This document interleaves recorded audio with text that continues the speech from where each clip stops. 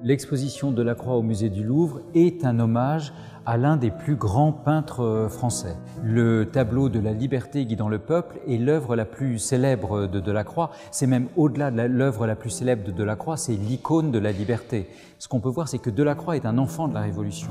Donc pour Delacroix, la liberté est un concept essentiel et constitutif, et on a cette liberté représentée ici par une femme qui est suivi par des hommes et qui arrive sur le spectateur. Donc en fait, ce que nous dit Delacroix, c'est que la marche de la liberté est inéluctable. Donc soit on la suit, soit on finit par être écrasé par elle, parce que c'est le sens de l'histoire.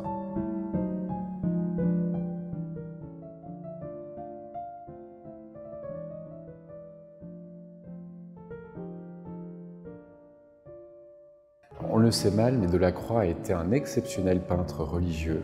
À partir de ses 30 ans, on voit apparaître des tableaux d'une intensité incroyable et qui sont très inspirés par les grands maîtres anciens, notamment des artistes comme Rubens, comme des grands peintres espagnols aussi du XVIIe siècle. Il fait des Christ en croix, il fait des Christ déposés au tombeau, et il cherche à chaque fois à transmettre la douleur, l'émotion, la souffrance avec la plus grande intensité, et sans occulter aussi ce qu'il y a d'horrible. On voit le sang couler avec des gouttes de vermillon qui coulent le long du corps du Christ, par exemple, qui sont très spectaculaires.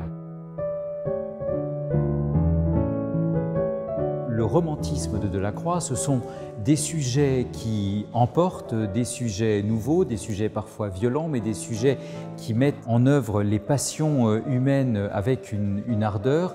Et puis c'est aussi ce pouvoir émotionnel de la couleur, c'est-à-dire que le spectateur va être ému non seulement par ce qui est représenté, mais que la couleur, c'est ce que souligne Baudelaire, va aussi porter des sentiments.